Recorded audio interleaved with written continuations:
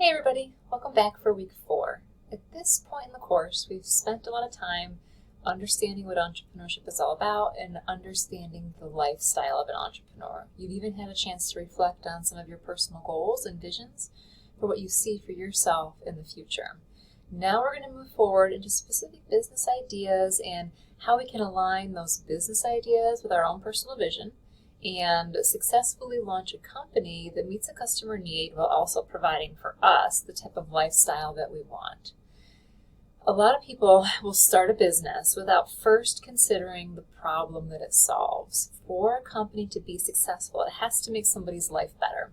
It needs to serve an individual consumer or it needs to serve another business. Somebody's got to be able to spend money on a product or a solution that you're selling because it makes their life better for them.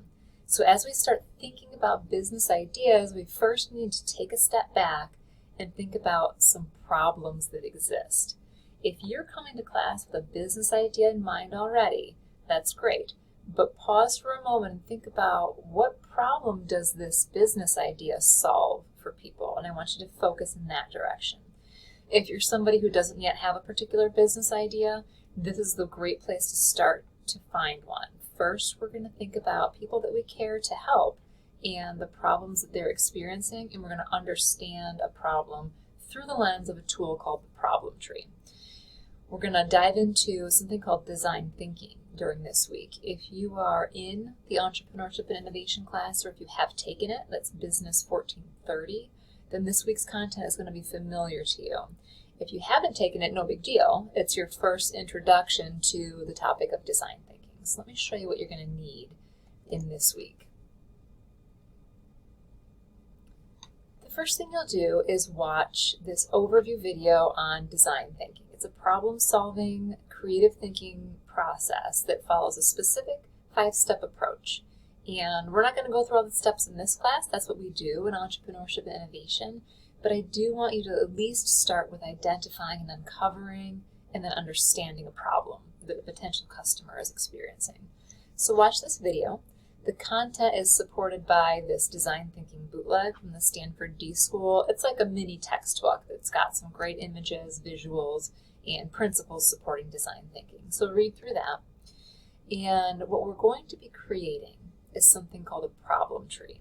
And I'm showing you a couple examples. Let me pull up the first one.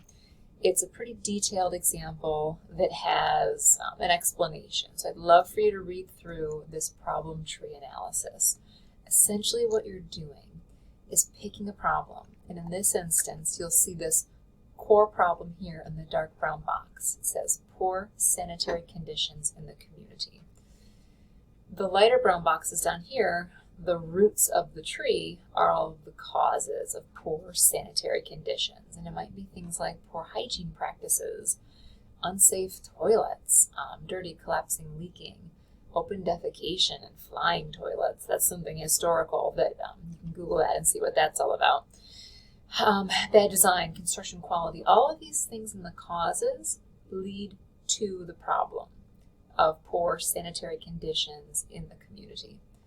All of the green things look sort of like branches. You can see how this somewhat takes the shape of a tree, with the problem being the trunk, the causes being the roots, and then the branches being the effects or the symptoms of this problem. Because we have a problem of poor sanitary conditions in the community, we have these results: bad smells, mortality and disease, poverty, contaminated water resources. You'll identify a problem and then you'll do some research. Internet research is fine to uncover the causes and uncover some of the effects or the symptoms. So this particular document walks you through how to construct a problem tree and gives you one visual example. I have another example in Brightspace as well that I'll show you. This problem tree looks a little bit different. This is hand-drawn, but it's the same philosophy. So I have the trunk of the problem. The trunk of the tree is the problem. And in this instance, we'll use fast fashion. So inexpensive, somewhat disposable clothing that's meant to be trendy, but not meant to last long. This is fast fashion. The causes of that, well, styles change very quickly. It's difficult to afford new styles, so we need inexpensive clothing. People have different fashion tastes.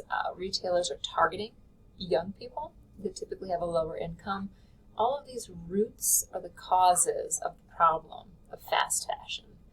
And then as you come up to the branches, you'll see them somewhat broken out. Social problems. Well, there's often low wages in the factories where these clothing items are produced. There could be unsafe working conditions. We essentially have a throwaway attitude. You buy a shirt, you wear it for a season, and then toss it. There's also environmental damage.